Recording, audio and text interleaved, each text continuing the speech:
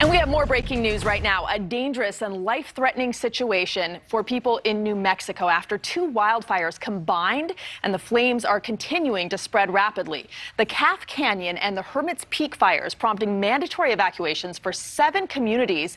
This is just one of more than a dozen wildfires burning across the country right now, much of them in the Southwest, which has been on fire for nearly 2 weeks, fueled by dry, windy conditions. And those conditions in the Southwest are fueled by the most severe drought on record. Nevada running out of water. Lake Mead, the largest man-made reservoir in the country, is plummeting to unprecedented levels. Take a look at the time-lapse video here. This is just one of many areas struggling. Our Nancy Liu joins us now from Los Angeles, where millions of people are facing never-before-seen water restrictions. Nancy? That's right, Ruta Bay. All over Southern California, a browning of everything green is underway. Local officials are calling for drastic cutbacks in water use, and if they don't work, there could be an outright ban on all outdoor watering. We're seeing conditions unlike anything we've ever seen before. Dire words this week from the Metropolitan Water District of Southern California due to conditions like this. So 6 million people are being urged to cut water usage by 35%.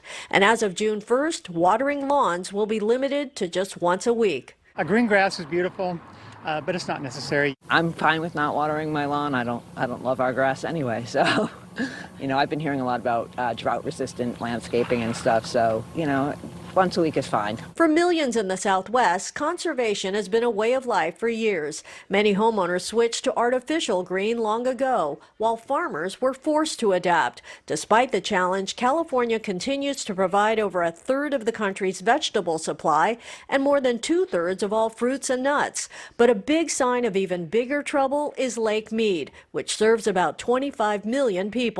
The water level is now so low, one of the reservoir's original intake valves is exposed, cutting off some supply. It has also forced the closure of a popular access gate for boaters. We had those hour-long waits last season, and that was with Colville open. Now Colville's closed. I can only imagine what the season's going to be like with the holiday weekends and everything.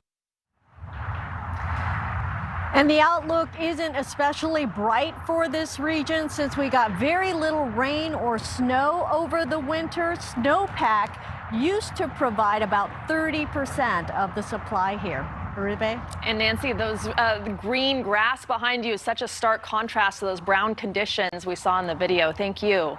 Thank you for watching. Click the red subscribe button below so you can get more of NewsNation's fact-driven, unbiased coverage.